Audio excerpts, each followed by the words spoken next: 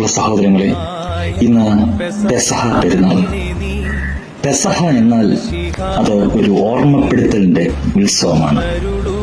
ഒന്നാമതായിട്ട് പെസഹ എന്നാൽ ദൈവം നമ്മുടെ ജീവിതത്തിൽ വഴി നടത്തിയതിനെ പറ്റിയുള്ള ഒരു അനുസ്മരണ ഓർമ്മയാണ് പെസഹ. പുറപ്പാട് പുസ്തകം 12-ാം അധ്യായം അതിൽ 14, 15, 21 മുതലുള്ളതായ വാക്യങ്ങൾ ഇങ്ങനെയാണ്: ഈ ദിവസം നിങ്ങൾക്ക് അനുസ്മരണ ദിനമായിരിക്കണം. നിങ്ങളത് യഹോവയ്ക്ക് ഉത്സവമായി ആചരിക്കണം. അത് തലമുറ തലമുറയായി നിത്യ നിയമമായി നിങ്ങൾ ആചരിക്കണം. 7 ദിവസം നിങ്ങൾ പുളിപ്പില്ലാത്ത അപ്പം ഭക്ഷിക്കണം. 1-ാം ദിവസത്തെ പുളിച്ചമാവ് നിങ്ങളുടെ വീടുകളിൽ നിന്ന് നീക്കം ചെയ്യണം.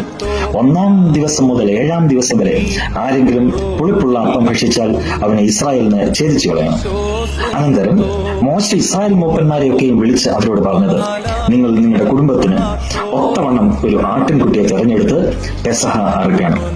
പെസഹ എന്ന പദത്തിന്റെ അർത്ഥം കടന്നുപോക്ക് എന്നാണ്. ഇതിനൊരു ചരിത്ര പശ്ചാത്തലമുണ്ട് പെസഹായ്ക്ക്. പൊതുവെ ഈജിപ്തിൽ 2 തരം മനുഷ്യരുണ്ടായിരുന്നു. ഒന്ന് ആട്ടിടയന്മാർ, 2 കൃഷിക്കാര്. പെസഹായ്ക്ക് 2 കാര്യങ്ങൾ അത്യന്താപേക്ഷിതമാണ്. ഒന്നാമതായിട്ട് കുഞ്ഞാടും, രണ്ടാമതായി പുളിപ്പില്ലാത്ത അപ്പവും. ഈ കുഞ്ഞാട് കടന്നു വരുന്നത് ആട്ടിടയന്മാരുടെ പാരമ്പര്യത്തിൽ നിന്നുമാണ്. എല്ലാ വർഷങ്ങളിലും തണുപ്പുകാലം തുടങ്ങുമ്പോൾ ആട്ടിടയന്മാർ തങ്ങളുടെ ആടുകളെ മരുഭൂമിയിൽ നിന്ന് കൃഷിസ്ഥലത്തേക്ക് കൂട്ടിക്കൊണ്ടുവരും. ഇങ്ങനെയുള്ള ഈ സമയത്ത് പ്രസവിക്കുന്ന ആട്ടിൻകുട്ടികൾക്ക് പലപ്പോഴും ജീവൻ നഷ്ടപ്പെടും. ഇതൊരു പതിവായിരുന്നു. അന്ന് അവരുടെ വിശ്വാസം പല ഭൂതങ്ങൾ വന്ന് ഈ ആട്ടിൻ കുഞ്ഞുങ്ങളെ കൊല്ലുന്നു എന്നായിരുന്നു. ഇതിൽ നിന്ന് രക്ഷ നേടുവാൻ വേണ്ടി അവർ ഒരു ആടിനെ അറുത്ത് അതിന്റെ രക്തം കൂടുകളിൽ തളിക്കുകയും ഈ ആട്ടിൻകുട്ടിയുടെ ശരീരം ഒരു കോലിൽ നാട്ടി കൂടിന്റെ മുന്നിൽ തൂക്കിയിടുകയും ചെയ്യുന്ന പതിവുണ്ടായിരുന്നു. ഈ ആചാരങ്ങളിൽ നിന്നുമാണ് ഉരുത്തിരിഞ്ഞു വന്നതാണ് ഈ സംഹാര ദൂതൽ നിന്ന് മോചനത്തിനായി കട്ടളപ്പടിയിൽ രക്തം പൂശുക എന്നുള്ളതായ വിശ്വാസം. രണ്ടാമതായിട്ട് പെസഹായ്ക്ക് വേണ്ടിയ കാര്യം പുളിപ്പില്ലാത്ത അപ്പമാണ്. ഇത് കടന്നു വരുന്നത് കർഷകരുടേതായ പാരമ്പര്യത്തിൽ നിന്നുമാണ്. കേരളത്തിലും തമിഴ്നാട്ടിലും എല്ലാം പരിചിതമായ ഒരു ഉത്സവമാണ് നിറപുത്തരി ഉത്സവം. വർഷം മുഴുവൻ അവർ ഉപയോഗിച്ചിരുന്നത് തലേ ദിവസം കുഴച്ചു വെച്ച മാവിൽ നിന്ന് പുളിപ്പ് ഉപയോഗിച്ചുള്ളതായ ഒരപ്പമായിരുന്നു. അതായത് നമ്മുടെ അമ്മമാർ ഉറ ഉപയോഗിച്ച് പാൽ തൈരാക്കുന്നത് പോലെ. എന്നാൽ വർഷത്തിന്റെ ആരംഭത്തിൽ കൊയ്ത്തിന് ശേഷം വരുന്ന ആദ്യ ദിവസം ഇവർ പുതുതായി കിട്ടിയിരിക്കുന്ന ഈ ധാന്യം ഉപയോഗിച്ച് പുളിപ്പില്ലാത്ത അപ്പം ഉണ്ടാക്കും. കഴിഞ്ഞ വർഷത്തെ എല്ലാ ദുഃഖങ്ങളും കഴിഞ്ഞു പോയതിന്റെ അടയാളമാണ് ഈ പുളിപ്പില്ലാത്ത അപ്പം. ഇതൊരു വിട പറയലിന്റെ അടയാളമാണ്. ഇതൊരു കടന്നുപോക്കിന്റെ അടയാളമാണ്. ഇസ്രായേൽക്കാർ ഈജിപ്തിൽ നിന്ന് ഓടിപ്പോന്നപ്പോൾ ഈ പുളിപ്പിനു വേണ്ടി കാത്തു നിൽക്കാൻ അവർക്ക് സാവകാശവുമില്ലായിരുന്നു. അങ്ങനെ പുളിപ്പില്ലാത്ത അപ്പം അവരുടെ ആചാരങ്ങളുടെ ഭാഗവുമായി.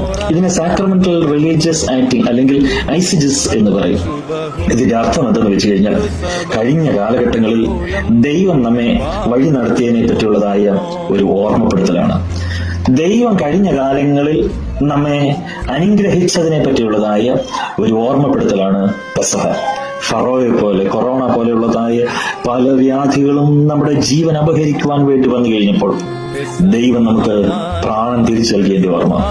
ജീവിതത്തിൽ പരാജയങ്ങൾ മാത്രം അനുഭവിച്ച് പകച്ചു നിന്നപ്പോൾ പകൽ മേഘസ്തംഭവും രാത്രി അഗ്നിത്തൂണുമായി ദൈവം സംരക്ഷിച്ചതിന്റെ ഓർമ്മ.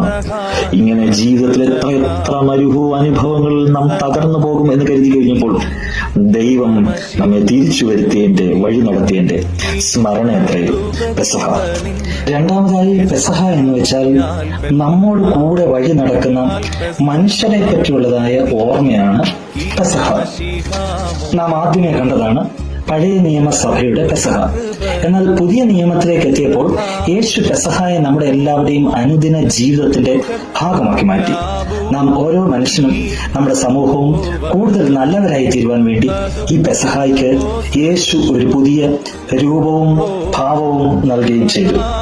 1 കൊരിന്ത്യർ അതിന്റെ 11-ാം അധ്യായം 18 മുതൽ 30 വരെയുള്ളതായ വാക്യങ്ങൾ നാം ഇങ്ങനെയാണ് കാണുന്നത്: നിങ്ങൾ കൂടി വരുമ്പോൾ കർത്താവിന്റെ അത്താഴമല്ല ഭക്ഷിക്കുന്നത്. ഒന്നാമത്, നിങ്ങൾ സഭ കൂടുമ്പോൾ നിങ്ങളുടെ ഇടയിൽ ഭിന്നത ഉണ്ട് എന്ന് ഞാൻ കേൾക്കുന്നു. കുറെയെല്ലാം വിശ്വസിക്കുകയും ചെയ്യുന്നു. എന്തെന്നാൽ ഓരോരുത്തരും താൻ താന്റെ അത്താഴം മുമ്പേ കഴിക്കുന്നു.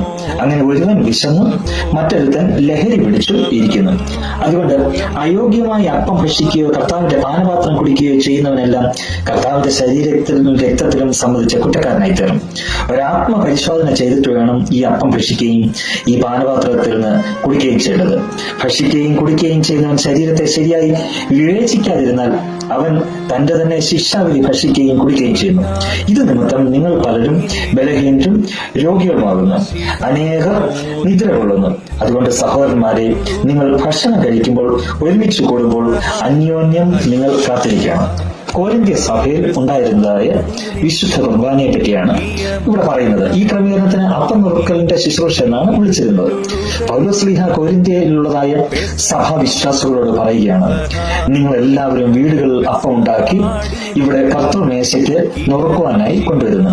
ഇതിൽ കുറച്ച് സമ്പന്നരുണ്ട്. അവർ ഒരു കൂട്ടം കൂടി വലിയ അപ്പങ്ങൾ മുറിച്ച് ഈ ശുശ്രൂഷയുടെ ഭാഗമാകുന്നു.